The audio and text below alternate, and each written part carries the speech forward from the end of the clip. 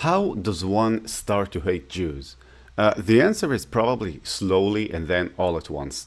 You get these theories running around about what the Jews do, how they see the non Jews, what they plan to do to you, or how they take advantage of everyone. We all get these strange narratives going around, especially in the past year, but in reality, they've been circulating for many, many years. And today, I want to show you some casual anti Semitism.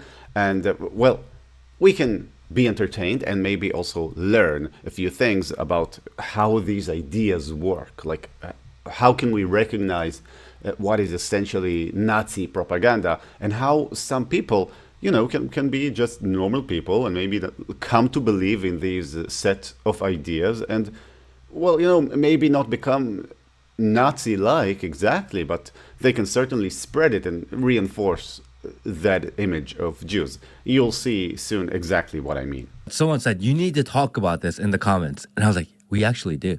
Oh, okay. The idea of usury. Usury, yes. I know things about usury Yes. that I'll end up sharing here, but it's going to be really disappointing for all of you, let's just say Gentiles out there. So let's translate the terms here for a minute. Usury is, of course, the practice of loaning money with interest, or in other words, how basically the entire economy of the Western world works, right? And that's the most successful economy in the history of economies. So that's number one. Gentiles means non-Jews. That's how people describe non-Jews in English. Funny thing is Gentiles is based on the Hebrew word goy. Many of you might have heard of it. And goy actually means like peoples or nations or something like that. It's in Hebrew. So the Jews themselves in the Torah, they're also referred to as a goy, right? As a people, a nation. So that's just something funny that many people miss. But let's go on. The Talmud. They say that you cannot lend money to other Jews with interest. Yep. You can only lend it to Gentiles. Yes, or the goyim. And this was a problem in society for thousands of years. So here we go. As suspected, this is the theory that Jews do not loan money with interest to themselves. They only do it to the goyim, right? To the Gentiles, to others. But here's the thing. We will soon see why this is false or also not exactly true. But this idea that they describe it as a problem or that's something bad that the Jews are doing. So it's like the Jews are doing something to us non-Jews by lending us money with interest. And again, never mind that essentially no economy can work without this practice. There are problems with this practice, of course, but no economy can really work with it. And these people are supposed to be people who know a thing or two about money, or they pretend to, I don't know them. So, of course, there's that. Also, in Israel, there are many Jews. Almost everyone are Jews. But people still loan money with interest. So how does that work? Well, I don't know. Let's see where this takes us. But the reality of the world is that is the interest given to you by the banks that is controlling the way that you think, the way that you live your life, and that if we removed usury from the system, although it may be a little more difficult for the sake of commerce, it would actually save us a lot of problems. This is essentially like saying, I don't know, maybe my leg hurts and I'll be, if I didn't have this leg, it would save me a lot of trouble.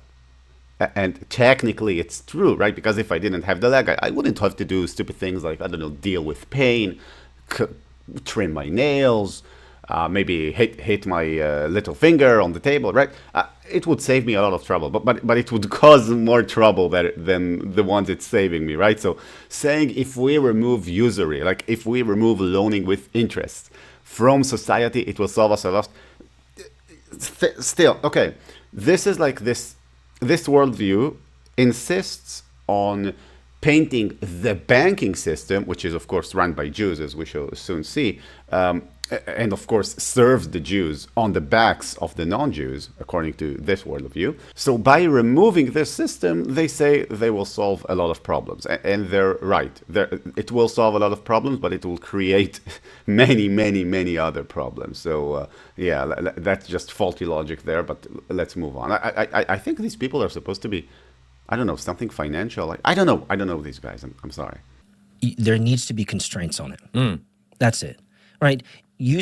When usury and the interest rates are above 5%, even 6%, my stomach starts to churn. It's like now you're just making money off me. Again, so this tries to paint this worldview. Well, I don't know if they try or if they just bought it, right? But you paint this worldview as if someone is doing something deeply unfair to you, okay? But essentially, when we think about loaning with interest, it's turning money into a commodity, right? It says, listen, I will give you money if you pay me for what I give you, right? I give you a commodity and I expect to be paid. So you need it now, I don't need it now, and you have to pay me extra for the privilege of getting to use it now. So he suggests, well, we should limit usury, right? By the way, I know this is like a conversation about Jews that they're having, I guess, but like this is common economic sense. It has nothing to do with Jews. If you put a limit on the amount of interest that you can take, that's essentially putting a price limit on a commodity. Now, you might like it, you might not like it, but this is essentially what they're talking about. It doesn't seem like they understand it, though. But again, they're supposed to be these, like, I don't know, business gurus or something. I don't know. Let's get back to the Jews.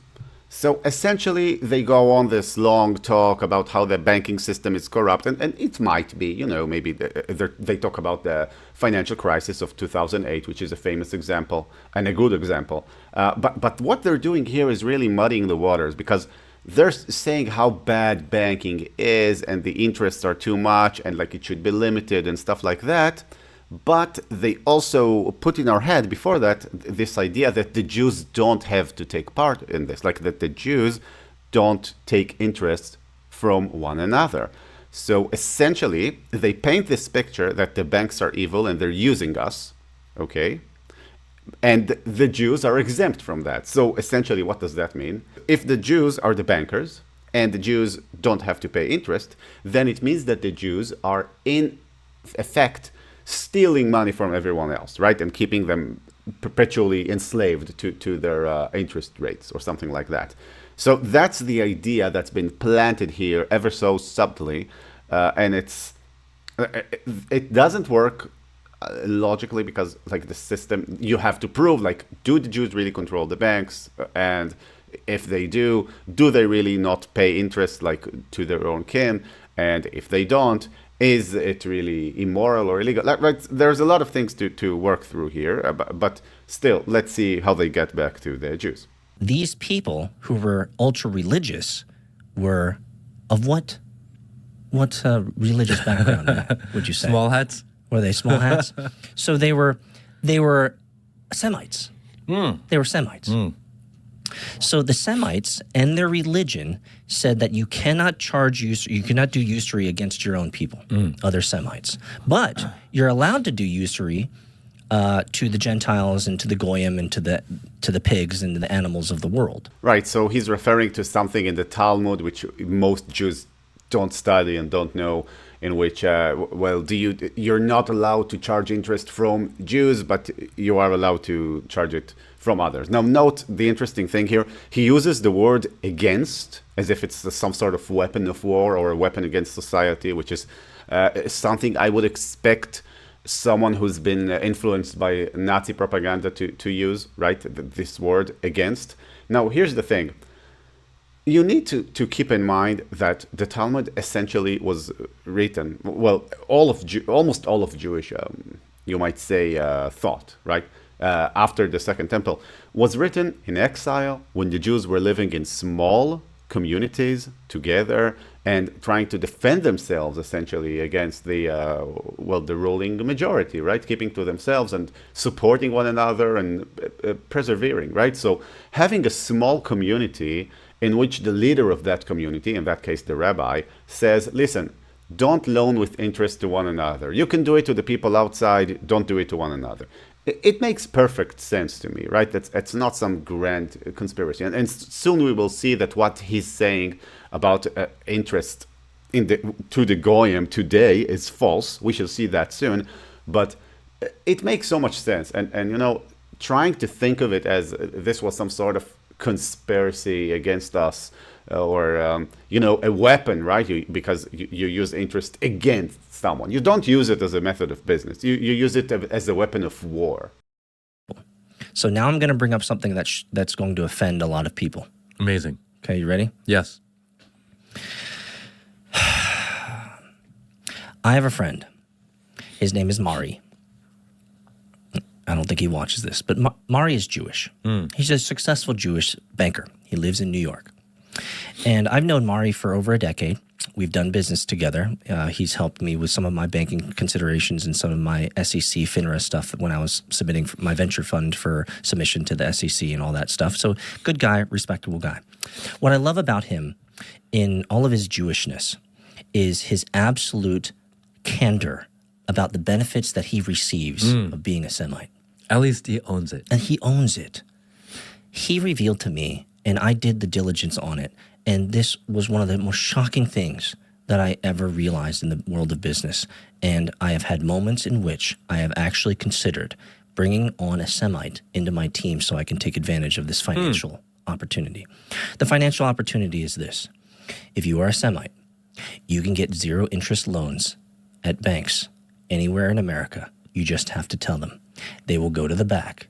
They will show you, they will bring out a folder, a PDF of how you, as a Semite, can get a loan for your house, a car, extraneous things that you need, a boat, a business, for zero interest. Really?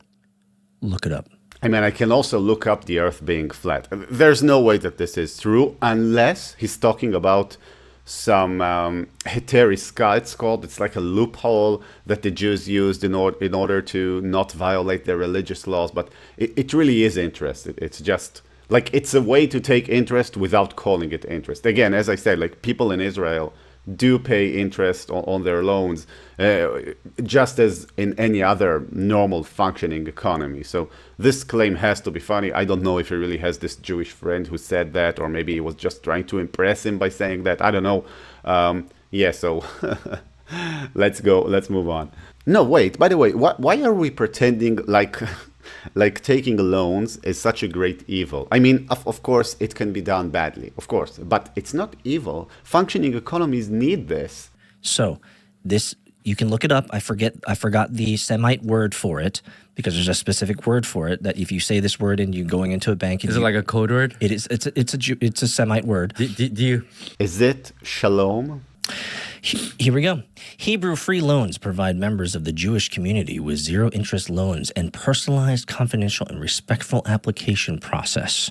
Right. Of course, there would be bodies that give them free loans, but that's not the banking system in general necessarily, first of all. And B, it could be a community thing, right? If you guys as Koreans got together and decided that you want to make an NGO that gives non-interest loans to Koreans who, I don't know, can't afford their food, right?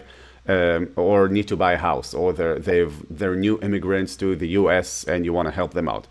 It's your money. You can do whatever you want with it. You don't have to charge interest from the other Koreans for it to be fair. It does not mean that it's been stolen from someone, right? So that's like this fallacy that when people try to prove that Jews are making money off the backs of others or doing this usury thing, they will show you, the Jews, they don't charge interest from one another. But in reality, it's just that pretty tight-knit community and they help each other out. And I don't think, let's imagine like many American Muslims banding together and raising money and sending it to Gaza, okay, or maybe to Palestinian refugees who live in the United States.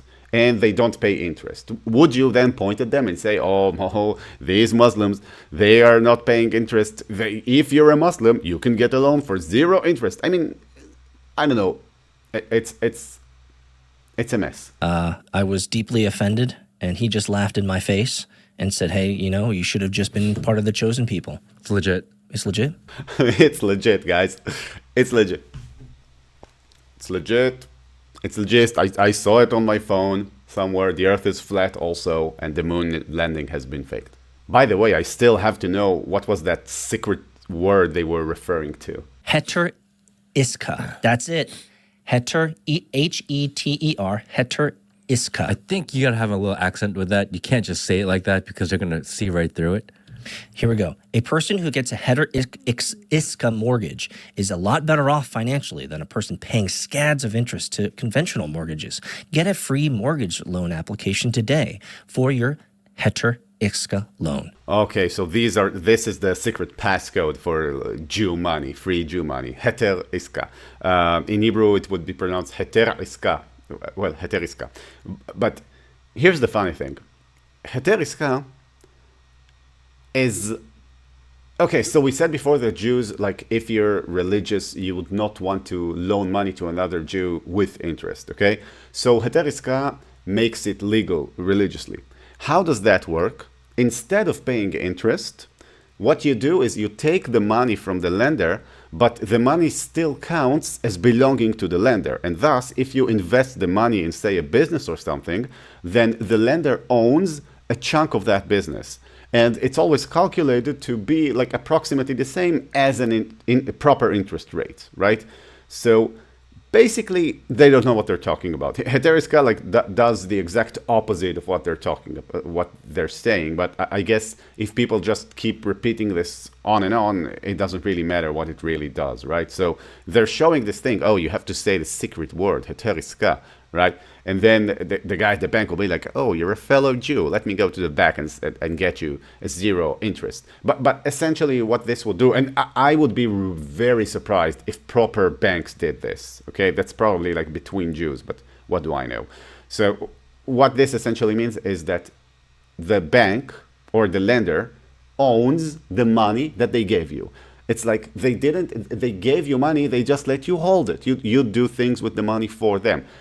And do you know why this is necessary? Because an economy can't function without interest on loans, right? Because otherwise, why have property at all? Why have property if I can just take someone else's money and do with it whatever I want without paying for it, right? With interest. Nobody will give me any money if that's the case. So again, these guys, I don't know. I think they're supposed to be like business something, but it's so weird to push these theories. I don't think they have any idea what they're talking about. But I guess this video gave them a lot of traffic and thumbs up. So hey, good for you. It's just Mari. I was talking about Mari. Mari would tell you if he were sitting right here. He's long, curly Jewish hair. Funny guy. If he was sitting here today, he would answer the question plainly to your face. He would say, it's because your mom and dad, your culture didn't teach you that we are the chosen, you are not. Because we are chosen, we have to create provisions for the succession of our people and our nation. And according to our laws and to the doctrines and the worldviews and the books, the Talmud and the Torah that we read, you, Peter, and he would literally point at me with no facetiousness. He would say, you are dog shit. Okay, so is this too late in the video for me to say that I don't think this Maury Jewish friend guy is real? I don't think, well, I don't know any Jew who would say this, and I know mostly Jews. So, yeah, it's kind of funny that he would say that. I don't know, like, yeah, okay, so right. I guess for once I'm speechless. This is casual anti-Semitism, right? It's like they don't really display any hatred towards this group. They say, well, we need to find ways to combat this, but we don't really, it's not like the Jews are a threat to our society. This is just how they were raised, right? So it's like this casual anti-Semitism. It's not hostile in a sense, but these ideas, they are floating around and, people listen to them, and they think it's true. They think there's really a conspiracy that's used against them, right? The word against has been used. So this is worrying for me as a Jew who wants to make money off you Gentiles. No, just kidding. This is worrying for me as a Jew because clearly, right, I don't want people to view the group that I'm a member of as being hostile to society, controlling everything that's evil. And essentially that's what Hitler thought, right? Hitler thought that the West was controlled by basically Jews. Also that he thought that the East was controlled by Jews, but that's another story. Maybe we'll talk about this some other time. So anyway, I just wanted to show you this, and well, have a good day. See ya.